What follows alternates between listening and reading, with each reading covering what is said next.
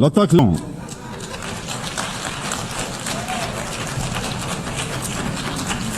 Au passage, le Mali rend un vibrant hommage au ministre des Affaires étrangères de la junte algérienne.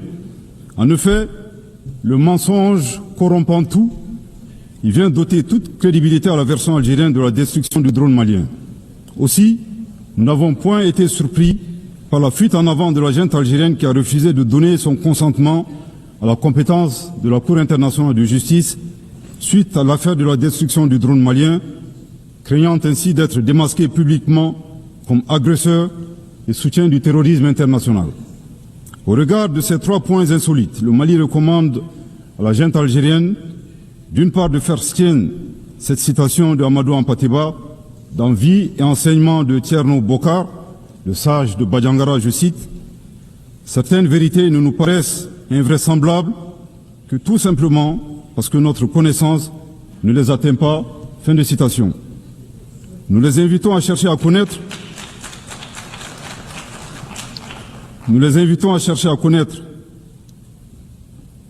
Le Mali et les valeurs qu'incarnent les Malidéens.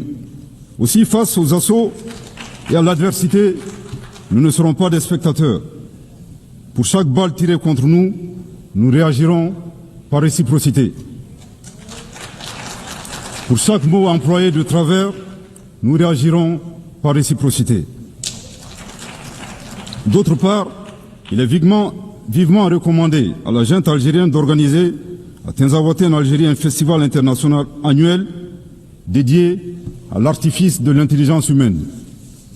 Du haut de cette tribune, nous appelons la junte algérienne à cesser de soutenir le terrorisme international et à s'impliquer résolument dans la promotion de la paix et de la sécurité dans un esprit constructif en respectant la souveraineté des États. Je répète, du haut de cette tribune, nous appelons la junte algérienne à cesser de soutenir le terrorisme international et à s'impliquer résolument dans la promotion de la paix et de la sécurité dans un esprit constructif en respectant la souveraineté des États. Je répète pour une dernière fois, du haut de cette tribune, nous appelons la junte algérienne à cesser de soutenir le terrorisme international et à s'impliquer résolument dans la promotion de la paix et de la sécurité dans un esprit constructif et en respectant la souveraineté des États. À bon entendeur, tant pis.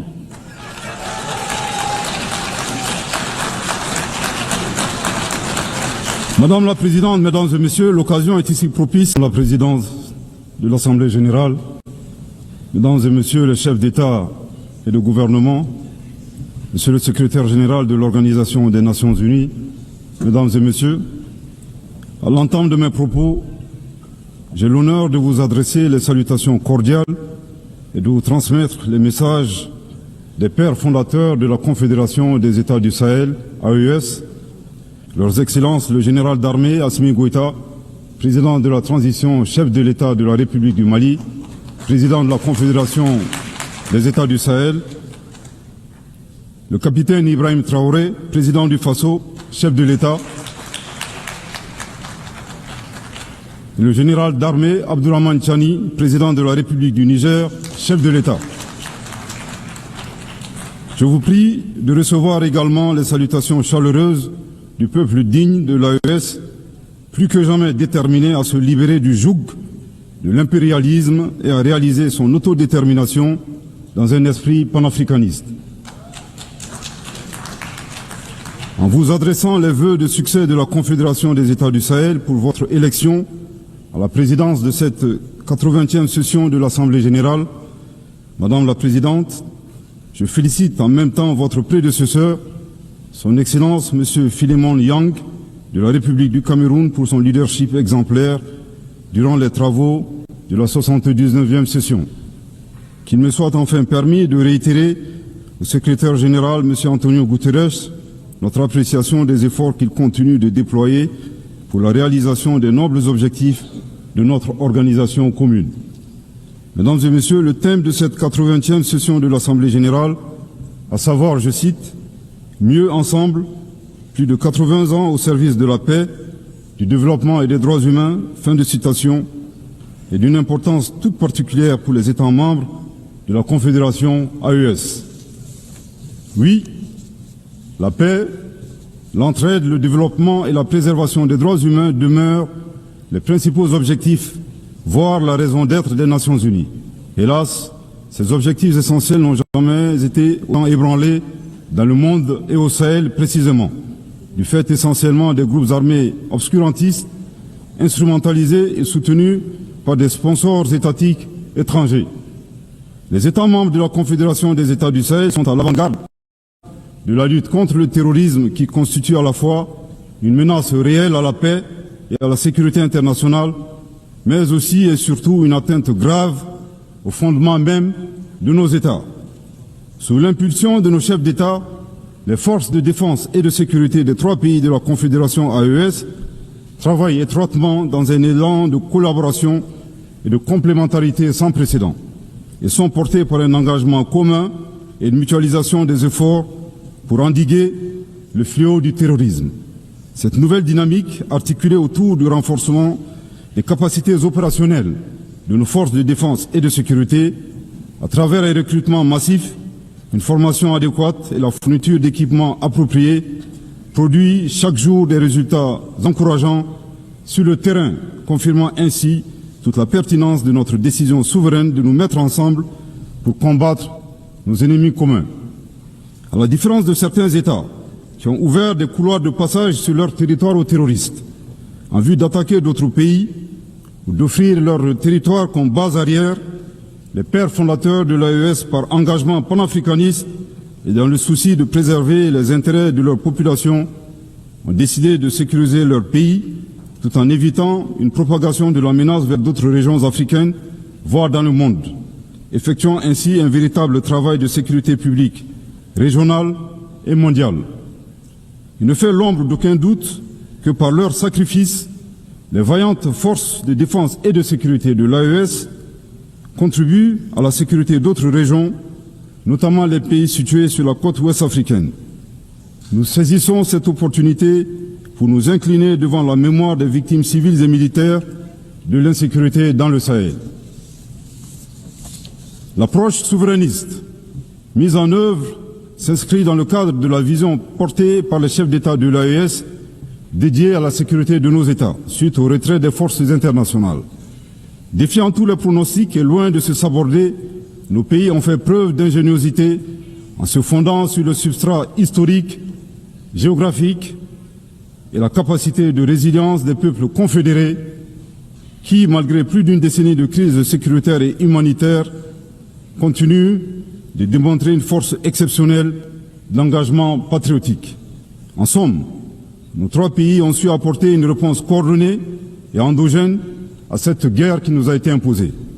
C'est le lieu de renouveler ici la détermination pleine et entière de la Confédération AES à devenir une puissance régionale panafricaniste, à poursuivre et à intensifier ses actions en vue de bouter à jamais le terrorisme hors de notre espace commun, à consolider l'autorité de l'État, à protéger nos populations et leurs biens et à assurer notre prospérité. La Confédération AES réitère avec force sa ferme condamnation du soutien ouvert et parfois exprimé publiquement des sponsors étatiques étrangers qui, pour des motifs impérialistes, déstabilisent notre entité d'une part, en mettant à la disposition des groupes terroristes des conseillers, des moyens logistiques et des armes et munitions, d'autre part en leur accordant un soutien politique et en leur offrant des bases arrières situées dans certains pays voisins en violation de toutes les règles internationales. Mesdames et messieurs, aussi éloigné qu'il n'y paraît, la guerre en Ukraine et le terrorisme dans le Sahel ont des connexions. À titre de rappel, après l'attaque terroriste contre une patrouille des forces de défense et de sécurité maliennes du 24 au 26 juillet 2024 à Tinzaouaten dans la région de Kidal, le Mali avait dénoncé cet incident dans son allocution de 2024, ici même, et condamné l'attitude d'officiels ukrainiens qui ont publiquement revendiqué leur participation à la dite attaque terroriste. De ce comportement atypique, nous avons déduit tout simplement que les officiels ukrainiens ont malheureusement confondu la scène internationale et la scène de théâtre. Une année plus tard, la situation s'est accrue avec le régime et le régime ukrainien est devenu l'un des principaux fournisseurs de drones kamikazes aux groupes terroristes dans le monde. Dans ce contexte, certains États occidentaux doivent cesser de fournir des armes à l'Ukraine au risque de contribuer à la promotion du terrorisme international. Pour d'autres, dont le régime français nostalgique de la colonisation est préoccupé par sa perte d'influence dans le Sahel, l'appui au régime ukrainien relève d'une manœuvre consistant à occuper l'attention de la communauté internationale sur la guerre en Ukraine, tout en sponsorisant les groupes terroristes évoluant dans le Sahel.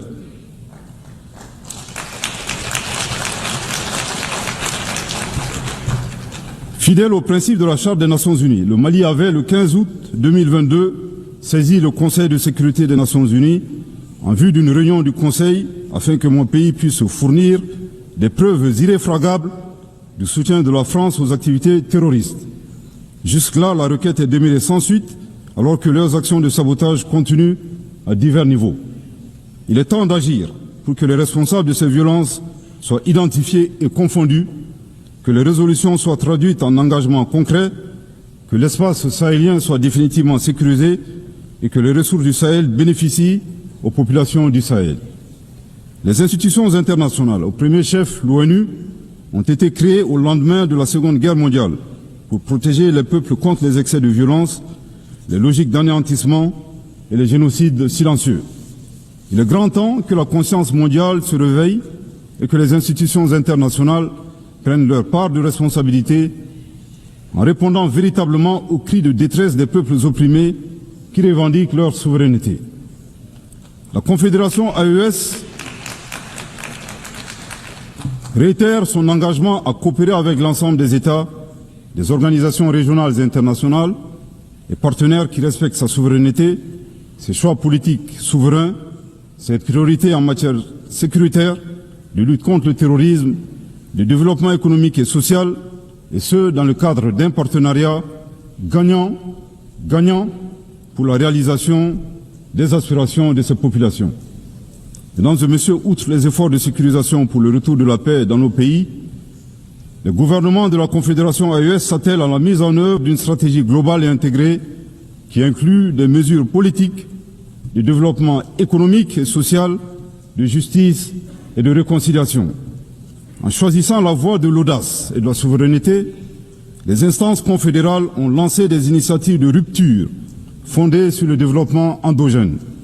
C'est là un chemin clair, celui d'apporter nous-mêmes la valeur ajoutée indispensable à nos économies et de préserver la dignité de nos peuples. Ce choix que nous assumons pleinement traduit notre volonté ferme et inébranlable de prendre en main notre destin. Dans la même optique, nous avons inscrit au cœur de nos priorités nationales et confédérales des politiques d'investissement stratégiques dans différents domaines prioritaires tels que les infrastructures, l'énergie, l'industrialisation et la diversification de l'économie. Participe de cette dynamique la création de la Banque confédérale pour l'investissement et le développement visant à réaliser les projets confédéraux. La Confédération des États du Sahel fonde ses ambitions de développement sur des atouts indéniables. Un territoire vaste de 2 800 000 km² et une population de 75 millions d'habitants dont la majorité est composée de jeunes. À cela s'ajoute sa diaspora forte, engagée et agissante. Elle compte également sur ses terres fertiles, ses nombreux cours d'eau, ses sources d'énergie et ses réservoirs en ressources minières parmi les plus importants au monde.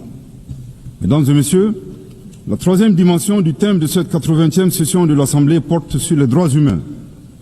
La Confédération AES réaffirme son attachement à respecter et à faire respecter le droit international des droits de l'homme et le droit international humanitaire, conformément à son histoire millénaire humaniste et à ses engagements nationaux et internationaux. Cependant, nous restons fortement opposés à l'instrumentalisation de la question des droits humains à des fins politiques ou de déstabilisation de nos institutions nationales, voire de nos États souverains indépendants. Là de cette situation est soucieux de préserver la souveraineté et la dignité du peuple. Les chefs d'État de la Confédération AES se sont retirés avec effet immédiat du statut de Rome de la Cour pénale internationale le 22 septembre 2025.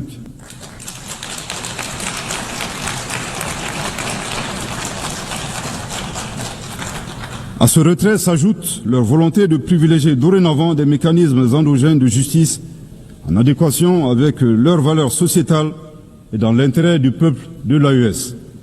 Nous dénonçons également le double standard observé par certains acteurs internationaux, dont le curseur se déplace en fonction de leurs intérêts.